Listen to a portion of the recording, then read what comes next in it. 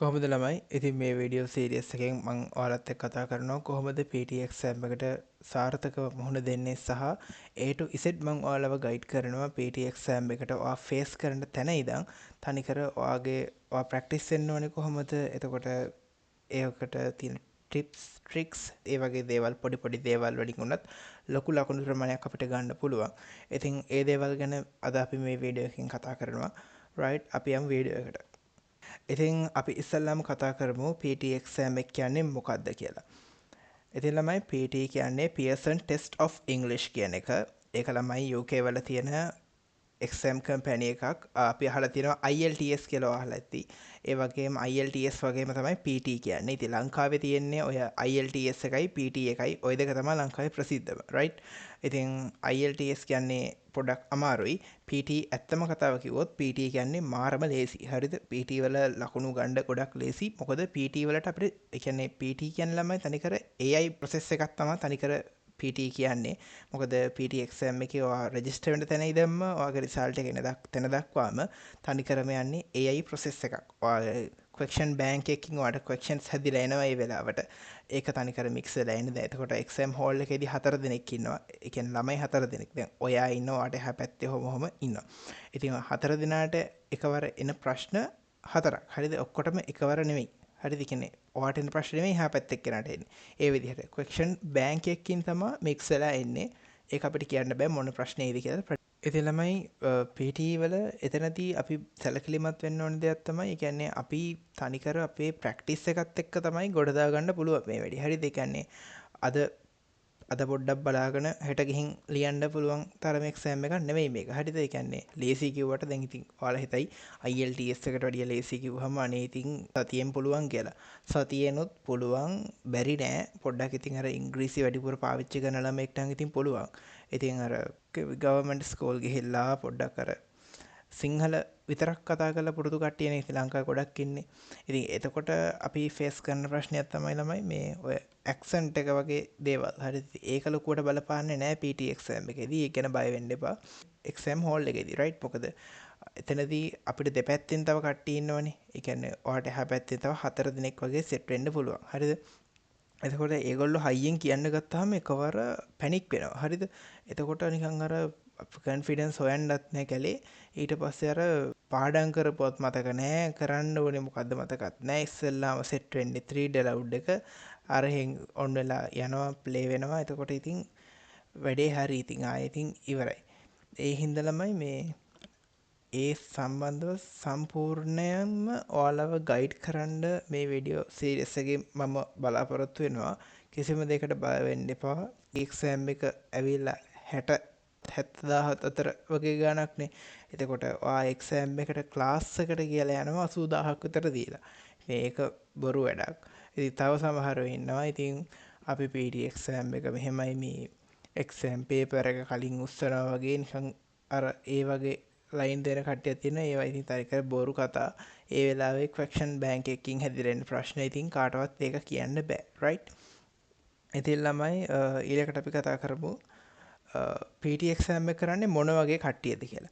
ඉතින් ඇත්තම කතාව කිව්වොත් PT එක්සෑම් එකට කරන්නේ ගොඩක්ම ඔය ස්ටුඩන්ට් වීසා රට යන්න ඉන්න ළමයි, දැන් ඔසී යන කට්ටිය, කැනඩා යන ළමයි, UK යන ළමයි, ඒ වගේ රට යන ළමයි තමයි ගොඩක්ම PT එක්සෑම් එක කරන්නේ. රයිට්? ඒ වගේම ස්කිල් මයිග්‍රන්ට්ලා කරනවා. ඒ කියන්නේ වර්ක් වීසා යන කට්ටිය කියන්නේ එයාලත් PT එක්සෑම් එකට ෆේස් කරනවා. එතකොට PR ගන්නකොට දැන් ඒ කියන්නේ ස්ටුඩන්ට් වීසා ගිහින් ඊට පස්සේ ඔයාගේ වැඩ ටික ඉවර වෙලා පස්සේ ඔයා PR ඇප්ලයි කරනකොට ඔයාට එතකොට PT කරන්නත් පුළුවන්. ඒ වගේ දේවල් වලට තමයි ළමයි PT එක්සෑම් එක කරන්නේ. අර ඉංග්‍රීසි ලැන්ග්වේජ් රික්වයර්මන්ට් එකක් විදිහට තමයි PT යූස් වෙන්නේ. රයිට්? ඒ වගේ ළමයි PT වල තියෙන ඇඩ්වාන්ටේජස් මොනවද? ඉතින් ළමයි මේක තනිකර fully computerized හින්දා, ඒ කියන්නේ තනිකර AI process එකක් තියෙන හින්දා ගොඩක්ම අපිට ලකුණු ගන්න ලේසි. රයිට්? ඒක ගැන බය වෙන්න දෙයක් නැහැ. මොකද තනිකර AI tool එකක් එක්කනේ අපි තනිකරම ගනුදෙනු කරන්නේ. එතකොට අර දැන් IELTS වලදී නම් එහෙම අපිට ඉන්ස්ට්‍රක්ටර් කෙනෙක් එක්ක කතා කරන්න එහෙම සිද්ධ වෙනවනේ. එතකොට ඉතින් අපිට අර ඒ වෙලාවේ පැනික් වෙන ඒවත් එක්ක එතකොට අපිට කියන්න බෑනේ. හැබැයි AI tool එකේදී අපිට එතනදී අපිට පොඩි ඇඩ්වාන්ටේජ් එකක් තියෙනවා. රයිට්? ඇත්තම කතාව කිව්වොත් චීට් කරලා ලකුණු කොට දා ගන්න පුළුවන්. ඕක තමයි හරිම කතාව. හරිද? මේක ඇවිල්ලා AI powered හින්දා අන්නේ ඇඩ්වාන්ටේජ් එක ඔයාලට තියෙනවා right ඒ වගේම ලකුණු ළමයි ඔයාලට පැය 24ත් 48ත් අතර එනවා එහෙම ආවේ නැත්තම් working days 5ක් ඒ කියන්නේ වැඩ කරන දවස් කියන්නේ ඒ කියන්නේ සඳුදා ඉඳන් සිකුරාදා දක්වා ඒ තියෙන දවස් 5ක් ඇතුළත ලකුණු එන්න පුළුවන්. ඒ ආවෙත් නැත්තම් ඔයාලට පුළුවන් කස්ටමර් කෙයා කතා කරන්න. right? කස්ටමර් කෙයා වලට කන්ටැක්ට් කරගන්නවා මිසක් ඔයාලා එක්සෑම් සෙන්ටර් එකට කතා කරන එක ළමයි ඇත්තටම පොයින්ට්ලස් වැඩක්. ඒ හින්දා ඒක එයාලා එතනින් එහාට කිසිම රෙස්පොන්සිබිලිටි එකක් ගන්නෙ නැහැ. ඒ වෙලාවේ ටෙක්නිකල් ඉෂුව එකක් ආවොත් මිසක් ඒකත් ඒ වෙලාවේ එයාලට ඉන්ෆෝම් කරන්න ඕනේ. පස්සේ ගෙදර ඇවිල්ලා කිව්වට වැඩක් වෙන්නේ නැහැ ළමයි. හරිද? ඒ වගේ ප්‍රශ්න මොනවා හරි තියෙනවා නම් මම පල්ලෙහෙන් නම්බර් එකක් දාන්න. ඒ නම්බර් එකට මැසේජ් එකක් දාන්න. ඔයාලට PT සම්බන්ධ ඕනෙම ප්‍රශ්නකදී ඒ කියන්නේ ඔයාලට මොනවා හරි PT එක්සෑම් එකට තියෙන ටෙම්ප්ලේට් සම්බන්ධ දෙයක්. එතකොට මේ ටෙම්ප්ලේට් එක යූස් කරොත් මට ලකුණු ගන්න පුළුවන්ද? ටෙම්ප්ලේට් උනත් තමයි ඒ කියන්නේ අර රැල්ලට පාවිච්චි කරන ටෙම්ප්ලේට් තියෙන යුනිවර්සල් ඒවා. ඒ කියන්නේ අර බේසික් ටෙම්ප්ලේට් ඒව ළමයි කියන්නේ අර පාවිච්චි කරලා මේකෙන් දැන් ලංකාවේ ළමයි විතරක් නෙවෙයිනේ ඔය ටෙම්ප්ලේට් පාවිච්චි කරන්නේ. ඉතින් ඔය ටෙම්ප්ලේට් පාවිච්චි කරන එක ඉතින් සාමාන්‍ය දෙයක් දැන් හරිද? ඉතින් ටෙම්ප්ලේට් ළමයි ඔක්කොමලා එකක් පාවිච්චි කරන ගත්තාම ඒක ඩිටෙක්ට් වෙන්න ගන්නවා. හරිද? ඒ කියන්නේ තනිකර ඔය ටෙම්ප්ලේට් එකක් යූස් කරන්න කියලා දැන් ඔයාලා දැනටමත් APUNI Alpha PT හරි මොකක් හරි AI tool එකකින් PT ප්‍රැක්ටිස් වෙන කෙනෙක් නම් ඔයාලට ඒක දැනටමත් අත්වේ කියලා ඇති. ටෙම්ප්ලේට් සමහර ඒවා යූස් කරද්දී සමහර තැන් ඩිටෙක්ට් කරනවා මේක ටෙම්ප්ලේට් එකක් කියලා.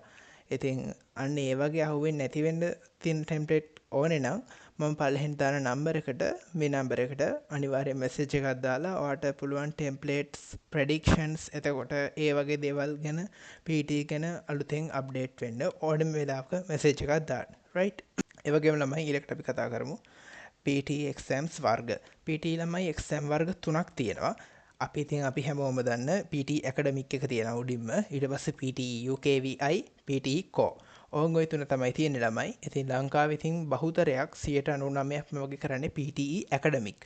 ඉතින් මම මේ වීඩියෝ එකෙන් ફોකස් කරන්නේ PT ඇකඩමික් ගැන. මොකද ඒක තමයි ගොඩක්ම ළමයි කරන්නේ. හරිද?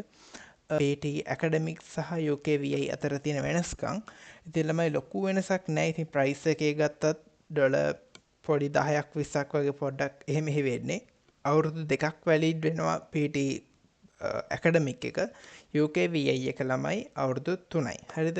UKVI ළමයි ගොඩක් යූස් වෙන්නේ UK based එකක්. හරිද? ඒ කියන්නේ UK වලට සම්බන්ධව ඒ පැත්තෙන් යන එකක්.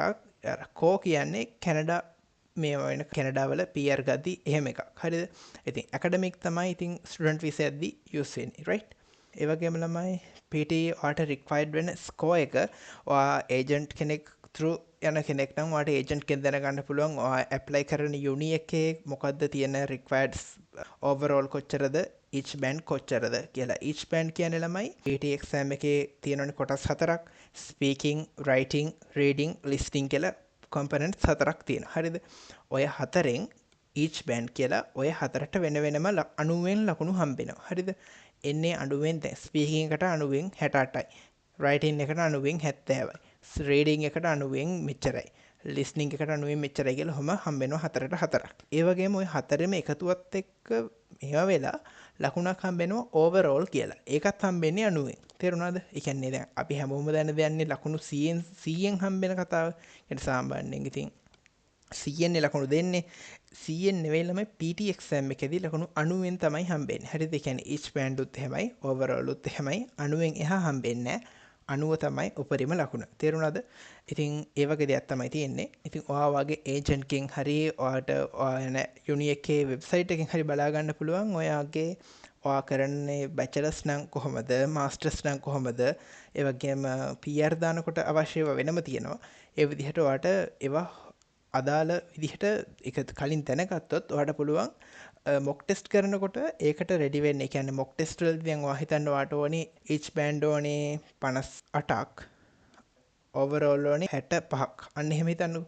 එහෙමයි කියලා ඔයාරණිය ඒ ගානට මෙන්න මොක් ටෙස්ට් වලින් ප්‍රැක්ටිස් කරොත් එක්සෑම් හෝල් එකේදී පොඩ්ඩක් එහෙම වෙච්ච ගමන් ගැස්සිලා යනවා වැඩි. හරිද? ඒ හින්දා අපි ඊට වඩා ප්‍රැක්ටිස් වෙන්න ඕනේ. කියන්නේ ඔයාට ඕනේ ලකුණට වැඩි මේකකට ටාගට් කරොත් අවශ්‍ය ලකුණ කොහොමවත් හම්බෙනවා. ඊට පස්සේ අපි කතා කරමු ළමයි PT exam එකේ prices. ඉතින් 2025 වෙද්දී මේ වගේ price මේකක් තමයි තියෙන්නේ. 26 දිත් ලොකු වෙනසක් වෙලා නැහැ දැනට. මේ වගේ range එකක් තමයි තියෙන්නේ 60000 70000 අතර ඔක depend වෙනවා. ඉතින් එහෙම වෙනවා. හරිද? අපි දැන් ඊට පස්සේ කතා කරමු PT exam එකේදී ඔයා මාස්ටර් කරන්නේ මොනවද කියලා. මාස්ටර් කරන්න තියෙන ළමයි මෙන්න මේ ඉස්සෙල්ලා මම කියපු components හතර මේ තියෙන්නේ. speaking, writing, reading, listening. ඔන්න ඔය හතර තමයි තියෙන්නේ.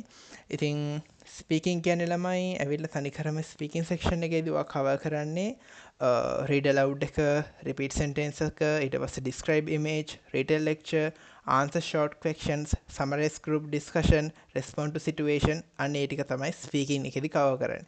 ඊට පස්සේ ඔයා writing එකට ආවහම ඔයාට හම්බෙනවා summarize written text, එතකොට write essay. ඒ දෙක තමයි ඔයාට writing වලදී හම්බෙන්නේ.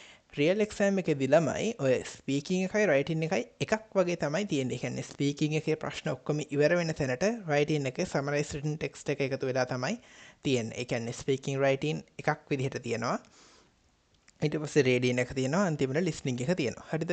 රීඩින් එකේදී ළමයි ඔයාලට හම්බ වෙනවා reading and writing fill in the blanks. එතකොට multiple choice, multiple answers, read a paragraphs, fill in the blanks, multiple choice single answers, ඒ ටික තියෙනවා ඔයාට.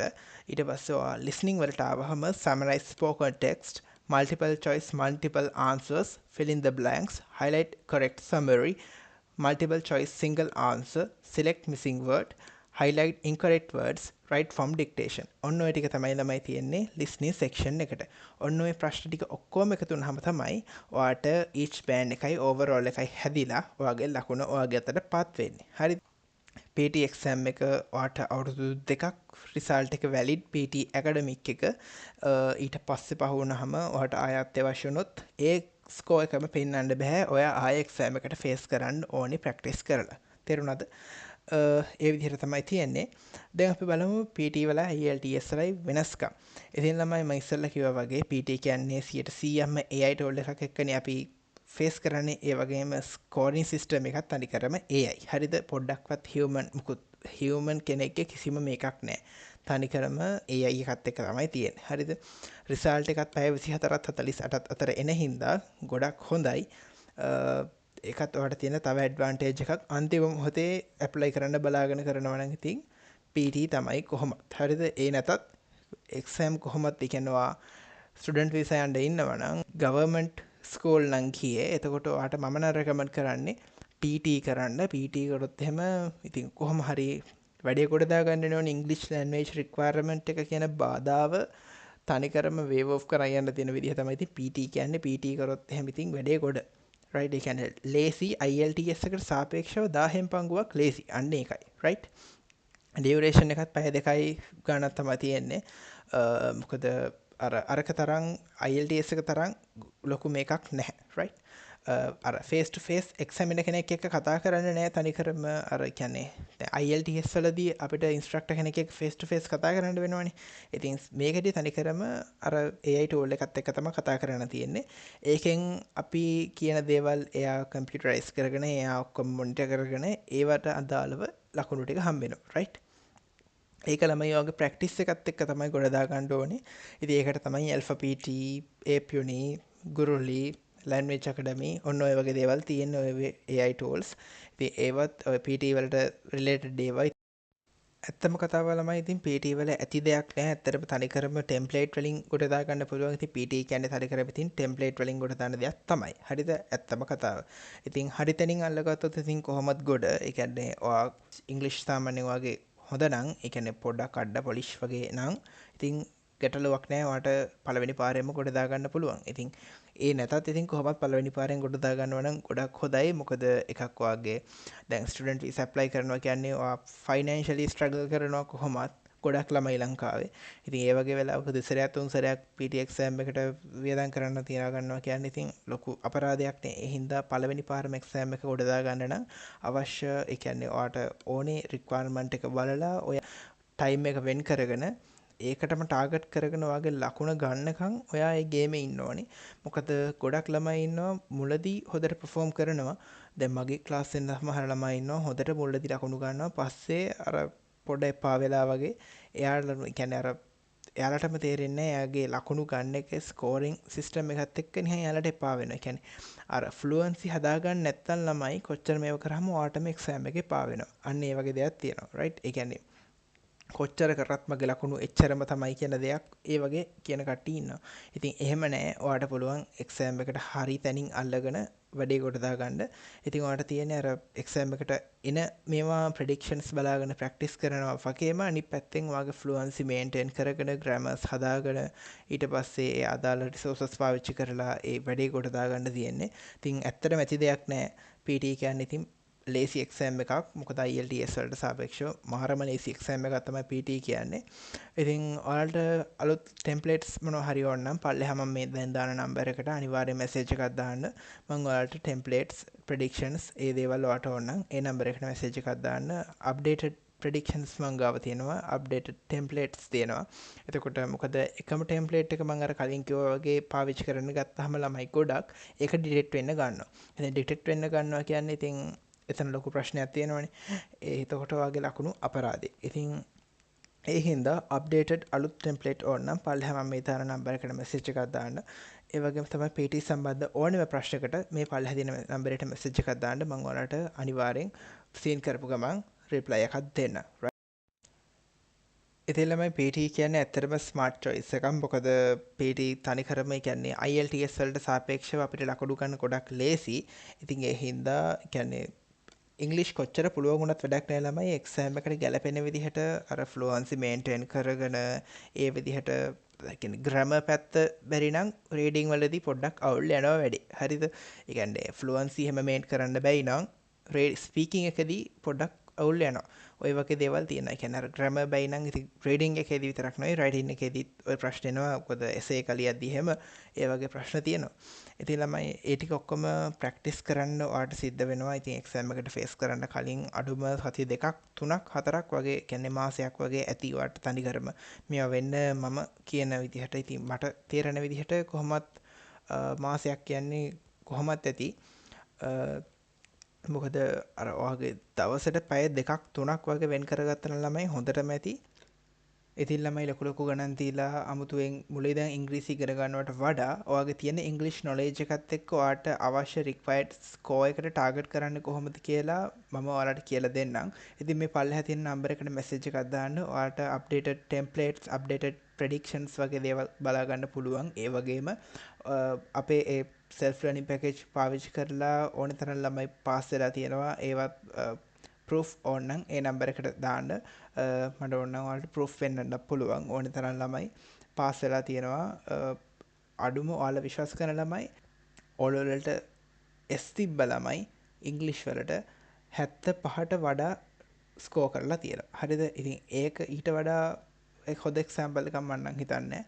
ඉතින් ළමයි ඉතින් PT කියන්නම ටෙම්ප්ලේටඩ් එක්සෑම් එකක්. ඉතින් ඔයා දැනගන්න ඕන දෙයක් තමයි හරි තැනින් හරියට අල්ලගත්තොත් PT කියන්නේ ඉතින් කජු කනවා වගේ වැඩක්. හරිද? පට්ටම ඊසි. හරිද?